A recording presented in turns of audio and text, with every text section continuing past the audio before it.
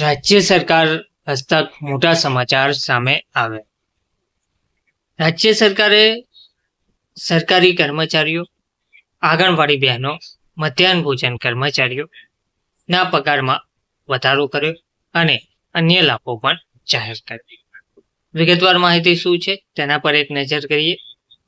નમસ્કાર મિત્રો, સ્વાગત છે તમારું અમારી યુટ્યુબ ચેનલ. મિત્રો, 38% મોંઘવારી ભથ્થું અને 1 લાખ નોકરીઓ. રાજ્ય સરકારે દ્વારા રાજ્યનું પહેલું બજેટ રજૂ કરવામાં આવ્યું. મુખ્ય મુદ્દાઓ આપણે વિગતવાર આજના વિડીયોમાં જોઈએ. રાજ્ય સરકારે ભાજપ સરકાર દ્વારા 22 જૂનના રોજ વિધાનસભામાં 2026-27 માટેનું પોતાનું પહેલું પ્રી બજેટ રજૂ કર્યું છે.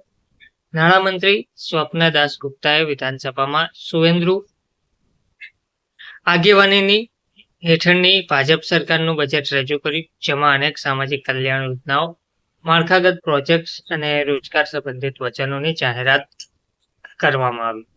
નાણામંત્રીએ 21 થી 45 વર્ષની વયના બેરોજગાર લોકો માટે ભરોસા યોજનાની જાહેરાત કરી.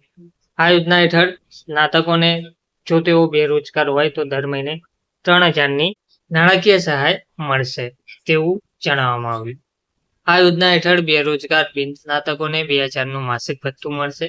નાણામંત્રી દ્વારા રાજ્ય સરકારની બસોમાં મહિલાઓ માટે મફત મુસાફરી માટે 550 કરોડની પણ જાહેરાત કરી. તેમણે મહિલાઓ માટે નાણાકીય સહાય યોજના, અન્નપૂર્ણા યોજના માટે ₹36,000 કરોડ પણ ફાળવ્યા.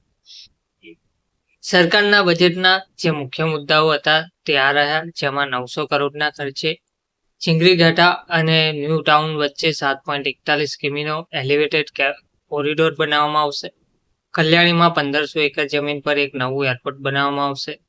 તેમજ પુરુલિયા, બાલુરઘાટ અને માલદામાં નવા એરપોર્ટ બનાવવામાં આવશે અને કુચબિહાર એરપોર્ટનું વિસ્તરણ કરવામાં આવશે. 1 લાખ સરકારી નોકરીઓનું સર્જન થશે, જેમાં શિક્ષણ ક્ષેત્રમાં 50,000 અને પોલીસમાં 20,000 નોકરીઓનો સમાવેશ થાય છે. અરજદારો માટે વય મર્યાદામાં 2 વર્ષનો વધારો કરવામાં આવ્યો છે. શાલીમાર ગાર્ડન રીચમાં એક નવું ટર્મિનલ સ્થાપિત કરવામાં આવશે. ઉત્તર બંગાળમાં એમ્સ, આઈઆઈટી અને આઈઆઈએમ સ્થાપિત કરવામાં આવશે. રાજ્ય સરકારમાં એક નવો આયુષ વિભાગ સ્થાપિત કરવામાં આવશે. ધારાસભ્યો માટે વાર્ષિક ભંડોળ 70 લાખથી વધારીને 1 કરોડ કરવામાં આવ્યું છે. નાગરિક સ્વયંસેવકો, ગ્રીન પોલીસ અને હોમગાર્ડ કર્મચારીઓના પગારમાં 2000નો વધારો કરવામાં આવ્યો છે.